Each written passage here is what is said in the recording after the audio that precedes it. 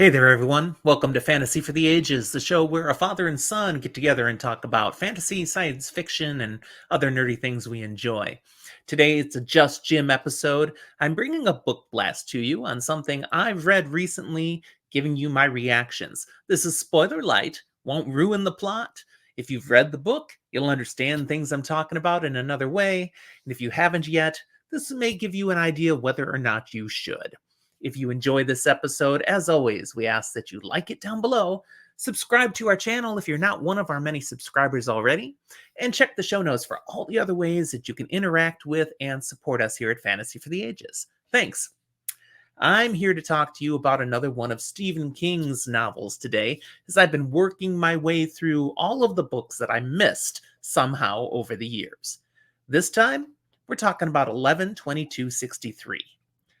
This was a book I'd heard about when it came out. I'd heard buzz about this over the years, but I'd never really even thought about reading it. I wasn't that interested. What an idiot! This was one of the best King books I've read in a long time. Wow. Okay, so he takes the backdrop of 11/22/63 in our country, the day that John F. Kennedy was assassinated as president of the United States. And he turns it into this huge story that involves fantasy, time travel, science fiction, elements that are beyond even what you can fully comprehend when you read the story. And yet, it's not about all of that. It's about people, it's about connection, it's about love. Wow, there's so many themes that King works into this story, so many different layers, and I was fascinated and interested, intrigued to see how is this going to come out? What's going to happen? And at the very basic premise of things, the SFF nerd in me is wondering, okay, what is he going to do here? Can we really change the past?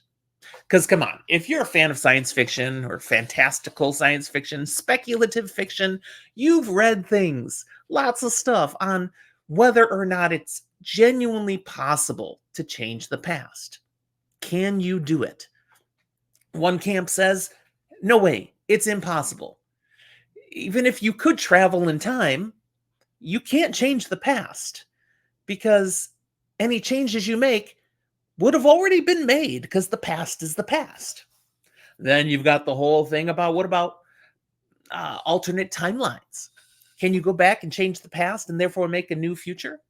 What if you go into the past and you change something that means you would never be? Do you disappear? There's all sorts of paradoxes and issues with time travel.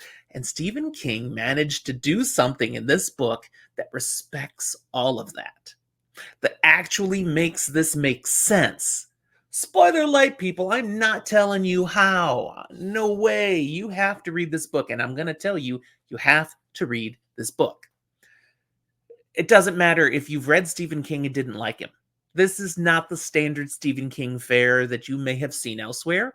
It certainly has nothing of the earlier spooky things like The Shining or Pet Sematary. No, nothing like that. There's no killer dog coming at you like in Cujo. But there are definitely some tense moments, some harsh experiences, some challenges that must be overcome, and then some really tender moments. This, you guys know I'm not into love stories, but there's a love story here, and it does add some rich meaning to the story. I really enjoyed it. I highly recommend 11/22/63. It is not what you're going to expect, but you're going to like it. And I found the ending brilliant. Maybe not everything you could have hoped for, but an ending that really makes a lot of sense. So go check it out. Great book. Stephen King, still a master storyteller. Thanks for watching, everyone. We'll talk to you next time.